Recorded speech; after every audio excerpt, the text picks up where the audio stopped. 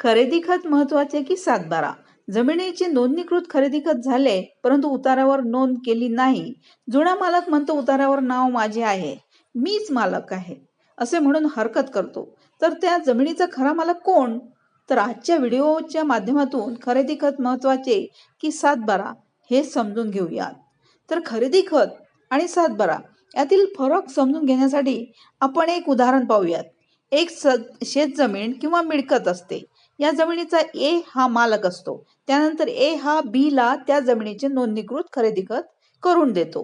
नोंदणीकृत खरेदी खत करून दिल्यानंतर बी कडून त्या जमिनीवर त्याच्या काही वैयक्तिक कारणामुळे उतारावर नोंद लावायची राहून जाते.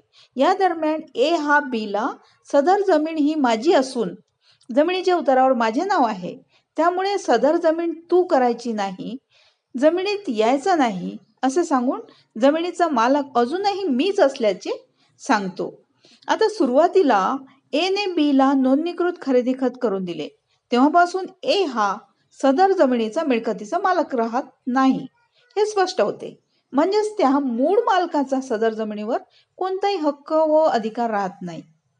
जर तो ए सदर जमिनीच्या वहिवाटीत हरकत किंवा अडथळा आणत असेल तर बी ला न्यायालयात जाऊन दाद मागण्याचे अधिकार आहेत. कारण त्याने केलेली खरेदी खत फक्त उतार्यावर नोंद केली नाही म्हणून तो त्या जमिनीचा मालक होत नाही असे होणार नाही.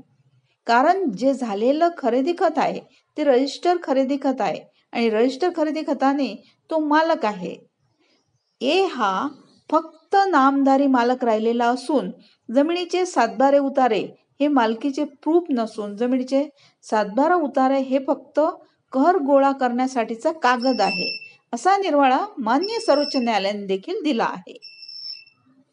त्यामुळे एखाद्या जमिनीचे जर खरेदी खत झाले असेल आणि उतार्यावर नाव लावायचे राहून गेले असेल, अशा वेळी संबंधित पूर्वीचा जमीन मालक अडथळा आणत असेल तर कोणत्याही न्यायालयामध्ये जाऊन त्याने हरकत अडथळा करू नये अशा मनाईचा दावा त्याच्या विरुद्ध दाखल करू शकतो. थँक्यू.